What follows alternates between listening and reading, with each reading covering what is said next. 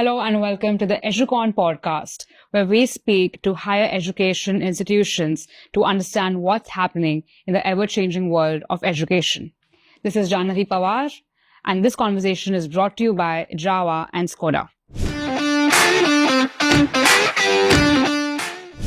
Today we have some very interesting speakers from our AICon Gala, where we have people not just from academia, but also from industry. I hope you have a great time listening to this podcast.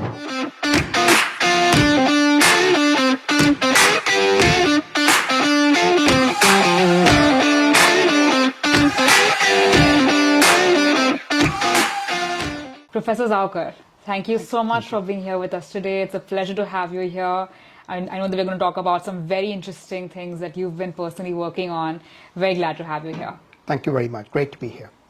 So I want to start off by asking, given the fact that you are a teaching fellow at the University of Oxford and you lead multiple artificial intelligence programs, how do you define artificial intelligence? Oh, that's a good question. And in a kind of a strange way, that definition has shifted, correct?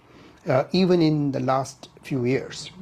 So today when people talk about artificial intelligence, in the simplest way I can define it as the capability of AI to perform a task which is equivalent or better to that of a human being, correct? So once you define it like that, it is agnostic of a technology, it is agnostic of a particular time. What you're looking at is the ability for a machine to improve by various means at a particular task. And specifically, especially today, and the big shift towards that is the ability of AI to perform multiple tasks, correct? So if you look at ChatGPT, if you look at all these new tools, they are what are called as they are called as general AI.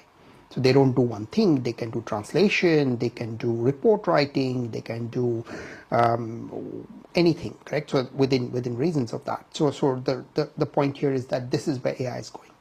Right. And when we look at, for instance, the way AI is perceived today, there's positive sentiment, there's also a little bit of angst and anxiety. What do you think we should be feeling towards AI? To me, I think that I am biased, obviously, to think that AI is a positive. But I want to caveat that. So when I say that, I think every country has to invest in AI in quite a big way. Because I think that that is a differentiator. I mean, Pratap Pawar, when he met me for the first time, he talked to me about this book called AI Superpowers by this guy called Kai-Fu Lee. And like him, I was also a little bit startled by the book. And the book was, I think, in 2018 or 2017, pre-COVID for sure. And what he was saying is that AI will be a superpower and China will be a superpower. And to a large extent, we are seeing that in a big way today. And the question really is, what about, I mean, India is quite high, but what about Africa? What about countries which do not have those resources with that? So for me, I think AI is one of those fundamentally technologies like electricity, which will have a massive knock-on effect into multiple areas. And I think most people accept that. What they find hard to accept is a few things. First of all, the shift in power to certain providers with that. The second thing they find hard to accept is the loss of control. So everybody is comfortable with something to a certain extent, and they feel that for the first time something else is going to be better than a human.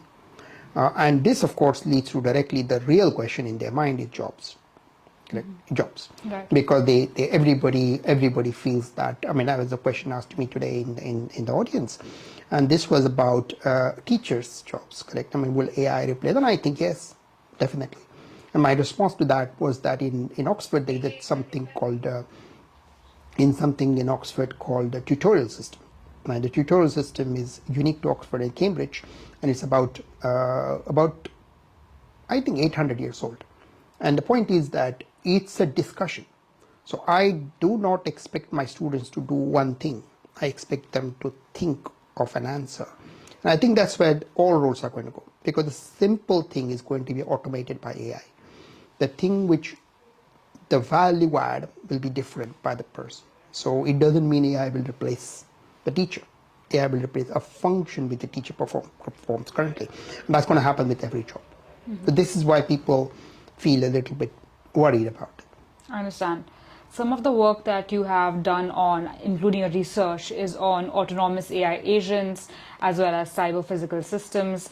These are really complicated words. What does that mean to a So absolute for us, person? I think all these words are complicated, but in the end, they are applications of AI in vertical domains. When you think about it like that, think about cyber physical systems. Essentially, what you're talking about, things which are both which have a computational function and which have a physical function, and to do that, you need to think about how you take an AI model from the cloud to a small device. That means you have to run local models, you have to run offline models, things like that. The cyber security area also, we are working quite a bit into that, and I have been involved into many other areas as well. Now the AI agents is a huge thing, correct? I mean, this is also, I think everything in AI is going to go with AI agents for that. So for us, what I like working with the fast-paced things within AI. So there's a lot of work which is happening with AI today, which is looking at AI engineers, forward deployed engineers, and these are roles for the future. These are jobs for the future, for sure. And we invest very heavily, very upfront into those areas. Some of them work, some of them don't, but mostly they work because we spend a lot of time trying to understand where AI is going. And that's where I think which distinguishes companies like universities like Oxford, because they spend a lot of time actually researching the thing from first principles. Right. Some of your work has also, in a sense, you've worked with right from organizations to governments. You've worked on some very interesting projects. Can you talk to us a little bit about that? Sure. So I've been working at multiple levels, like I said. And in most cases, the thing about AI is what value it can provide. So I worked with the UK government currently, very recently, and that looks at understanding how risk and cyber and all those things can work with that. Now the tools are the same, correct? The tools are typically the AI models and so on. So what you have to understand is how that applies to your problem, and this is the main thing with that. Now the other problem was the work we did in Baramati with that, and I think that was and it is very public now. It was shared by Elon Musk. It was shared by Satya Nadella. It was a joint collaboration between Oxford, Microsoft, and ADT Baramati with that, and there I think the problem was very different. Correct? So it was sugarcane yield and how to do that and what are the factors which do that and so on and so forth. So what excites me about AI is the ability to apply it to solve problems which are very unique. We are spending a lot of time understanding how to teach AI in quite a big way. And the biggest problem we are solving at the moment, and which I've spent a lot of time in Oxford working on, is what is called as reskilling for AI. So reskilling is not retraining, correct? So retraining is like if you are doing one job, you are just training them with more courses with that. Reskilling means if you're doing something else, I'm going to make you do something else, and that other thing is AI. And we've had some very big successes with that. So we had this guy from Iceland who was a fireman, and today he is a data scientist working at the University of Akureyri in Iceland, and he's a friend. He comes with his kids and his family to Oxford kind of stuff, and we've known him very well now.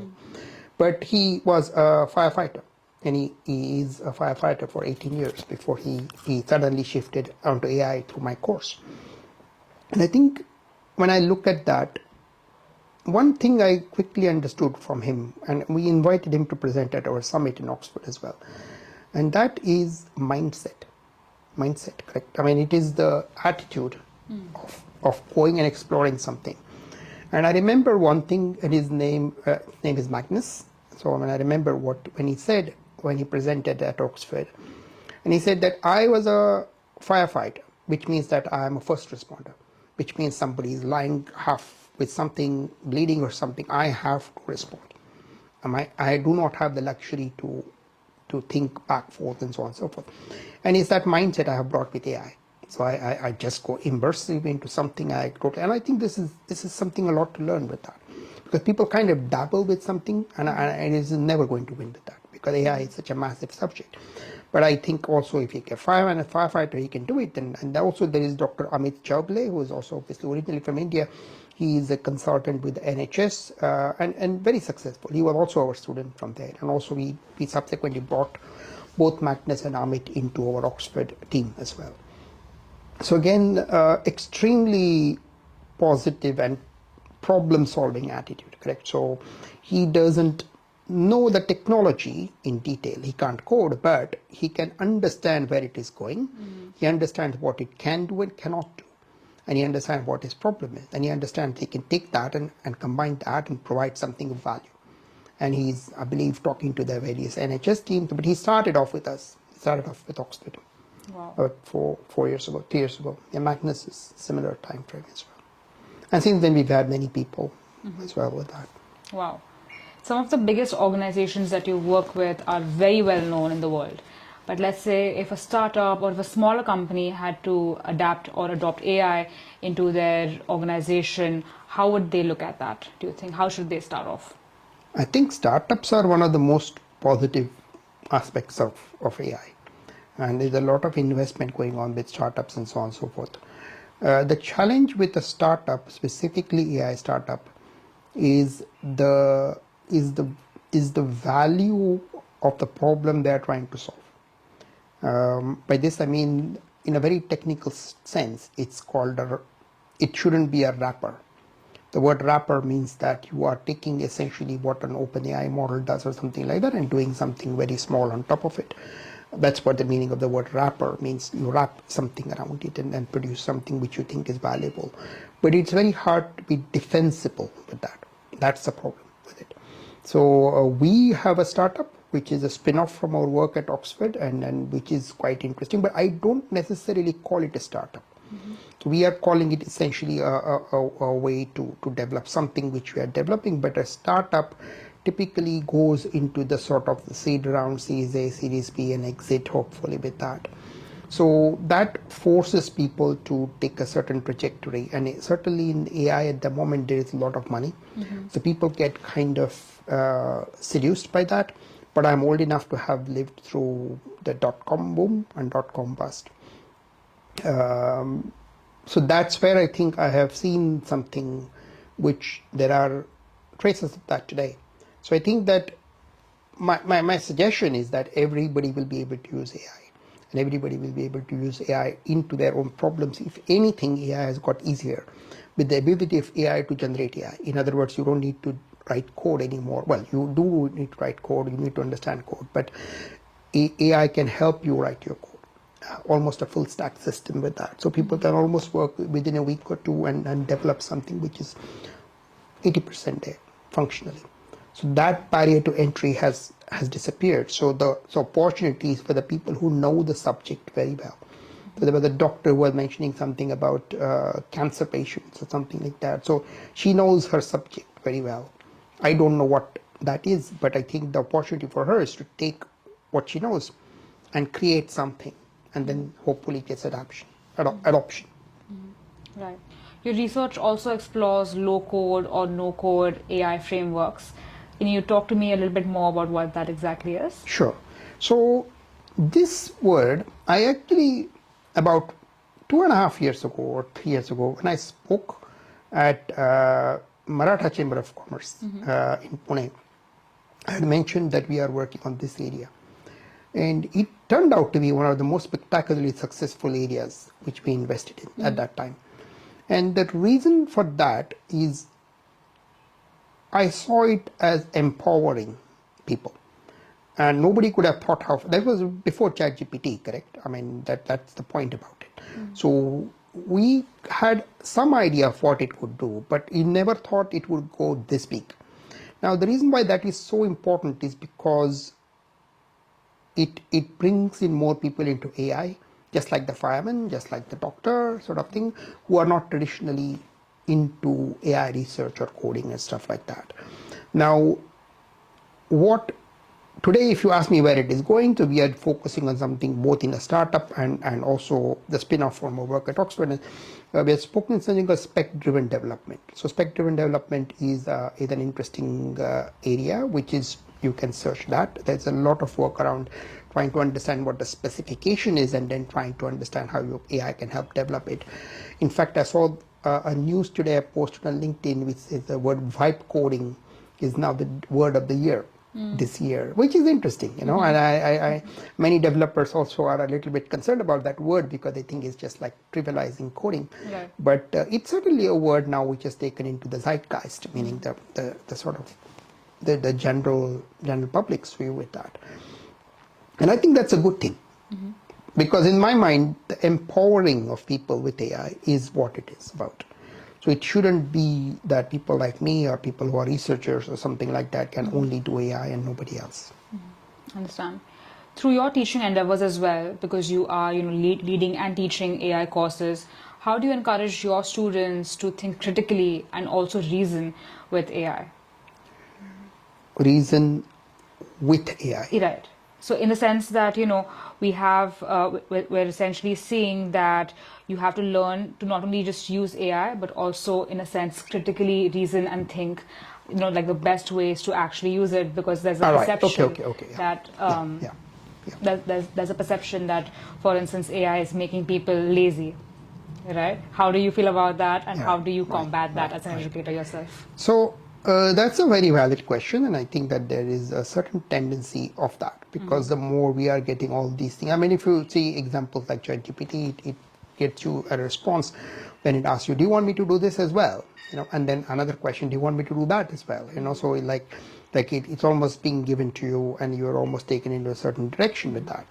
Now, the long way to understand it is to be aware of the limitations, correct? Because what are we seeing here? It is essentially an extreme form of sentence completion.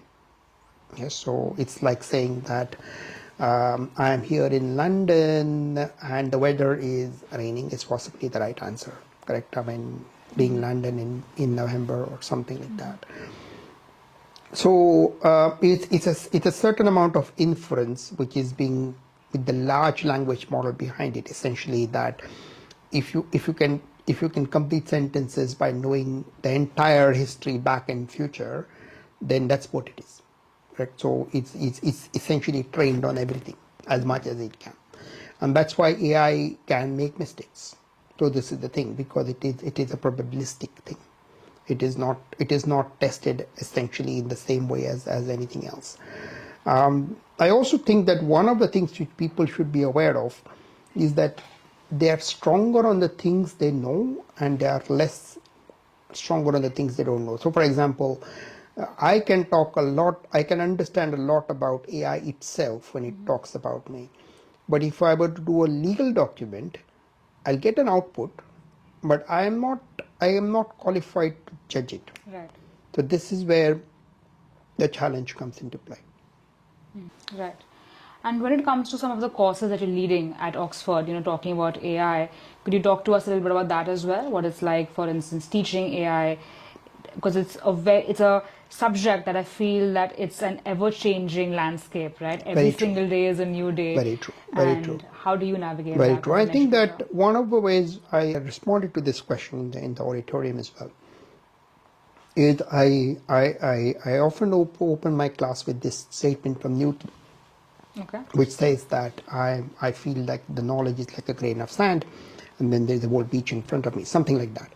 And what that means is that you have to be humble. You have to accept that you do not know everything.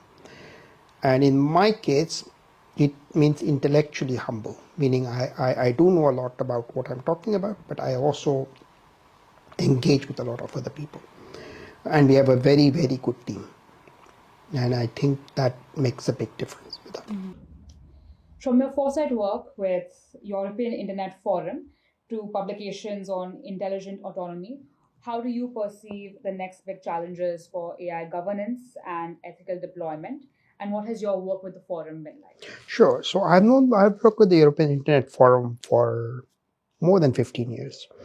And I've known them from the European Internet Forum is a very interesting organization.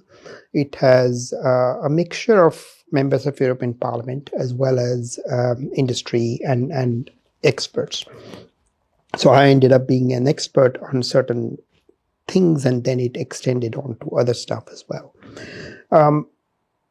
So when it comes to foresight, one of the challenges people have, partly because I do that as a part of Oxford, meaning that we are looking at it, but it's a slightly different perspective, because obviously we are looking from our students' point of view. This is more of a socio-economic point of view with that. And the question was, how would AI be in 2040? Correct. So that's a big thing to do that. So if you want to think about that, the question is basically, how does AGI come through? So AGI is the thing I mentioned about artificial general intelligence, which can translate to then saying that how can AI do multiple jobs together? Yes. And we identified 2 or 3 trends. One of them was the ability of AI to understand natural language, which is already happening big time. Then the second one was the ability of AI to reason. And the third one was what is called autonomous embedded agents, meaning that you are looking at robotics and so on. So it's the sort of thing which Elon Musk talks about, to say that these semi-autonomous robots would be able to do things and so on and so forth. And these 3 trends we identified were the ones which would take us more from a practical point of view with AGI. Now, even before that, there are trends which are very important, and it was only a 40-page report. It is publicly available actually as well. There are other things which are more important. They include things such as the impact on search, the impact on commerce. So there are things now that there's a news that you can buy Walmart from ChatGPT. You can use ChatGPT to transact. Wow. Yes. And that's a game changer, because this is the major shift, correct? So these sort of things were what we were also looking at, agents as well. So with that, so when you look at those sort of things, this is where we are looking at. Then we're looking at not just the technology, but also economy and society. So I mentioned the word social contract there, and the word social contract was mentioned to me by one of the members of European Parliament. And I think that's a very important point, because everybody has an implicit relationship with your country and your company. So with your country is supposed to provide you a certain infrastructure and certain services and certain level of institutions, and then you are supposed to pay them tax. In other words, fund that.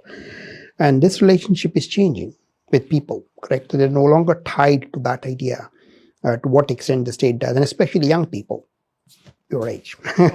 So I think that what I'm trying to say is that, and I was trying to say that the same thing as well. So our generation, I'll be like your dad's generation. So essentially that we had a certain number of things. You got a house, you got a car, you got married, you had kids, kind of stuff. But I think those sort of things are also changing, correct? So there is a change in the fundamental society, and the relationship between the individual and the state, and the individual and the company, or in this case, it's going to be individual and multiple companies as well. So everybody has a startup, everybody has something else. So this idea of lifelong jobs may be different. So this is what I mean by that. So the impact of AI is accelerated certain trends which were already there in a much significant way. And I think that that's where it's going to be really disruptive with that. Because if people are no longer tied to something, then there is a phrase which is used by Sam Altman, which says unicorn of one. So you know what a unicorn is, correct? A startup which grows very, very rapidly. And the hypothesis is that there's only one person could create their unicorn. You don't need everything else. You don't need all these other people, with the help of AI, obviously. Right. So what that does is that it has shifted an extreme difference in intelligence between those people that are highly intelligent are able to use the AI to be even more capable. But there is now a gap. So this is where things are going to change.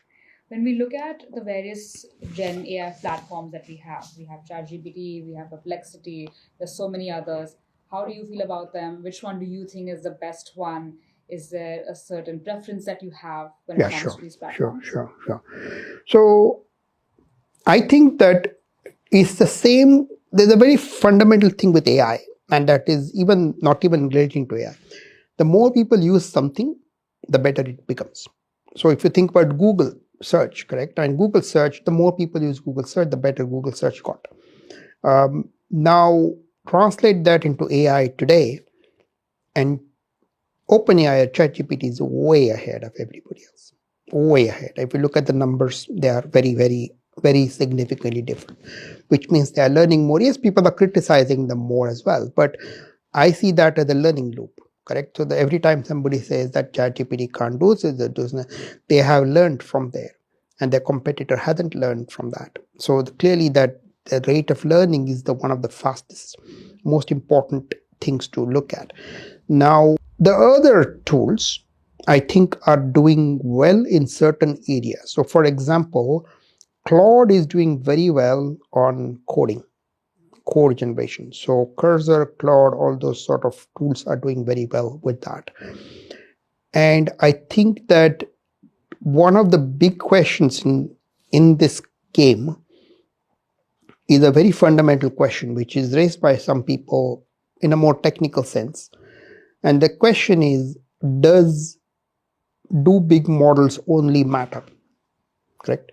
So every time you build these next generation, they get bigger. When I say bigger, they mean number of parameters bigger. Correct. So is that an ever fulfilling trend? Meaning that the more the bigger models I get, the more. That is why you see data center investment. Right. That's why you see power investment, that type of stuff. But what about something completely different, which might be also intelligent, but not needing so many resources? So this is where someone like me is looking at it. But from a usage point of view, that's my first part of my question. I understand. And just my last question now, because Sure. I've asked you a lot of No questions and problem. I've really, Yes. really peppered you. When we, for instance, think about the challenges and opportunities with AI, there's a lot of things that come to mind. Are there any uncommon challenges and opportunities that perhaps the general people aren't really looking at, or it's not really coming to our minds, that you think that is something that we should really keep an eye on as well? Right. There are definitely a few of them in that regard. I'm trying to think about the most significant one, which would be important. The challenges of AI, you mean, correct? I mean the most uncommon challenges and uncommon opportunities, right? Because I think yes, there's a lot of talk in the world about AI. Yeah. So I think that the uncommon challenges which people have not fully understood is the ability of AI to reason. So this reasoning thing, because whoever cracks that solves a different type of problem. Correct. So the better AI can reason, it can do far more complicated things. Surgery even. Correct. So I'm not talking necessarily surgery. It has got some precision issues with that. But the cognitive ability of AI would significantly be able to reason accurately with that. So that's why you see a lot of emphasis on maths type problems with AI. So it can say that, oh, AI doesn't add this, AI doesn't add that. But if that problem were cracked, then you open it the capability to solve many other types of problems. In terms of the biggest opportunity, I think people do not realize still is they don't realize how much you can do with AI. I think most people, that fear of sort of getting concerned or things like that prevents them from actually seeing what is possible with it. And there are many areas which we are also exploring, and I mentioned some of them with that. But the critical thing is the idea to think that like the German word called Gedanken experiment, thought experiment, correct? So it means that That if I were to have a thought experiment to say that at an extreme end, can this completely be done by AI? Can this task completely without any human beings? And sometimes you see how far you can go with that idea. Yes. So, and of course, psychologically, it is disturbing for people because to say that will completely replace it, but as a thought experiment, it's an interesting idea to say that where is the workflow, where is the friction, where is the pressure, where is the change, where is the risk, or how can that be improved? At what is my risk tolerance? What is my risk changing profile of my risk kind of stuff? You then enter into a positive cycle with that. That's what I would say. Wonderful. Thank you. That's been a very insightful conversation I've had with you. I've really enjoyed talking to you. So thank you so much for your time. It was a pleasure to have you here. Very happy. Thank you. Thank you. Thanks.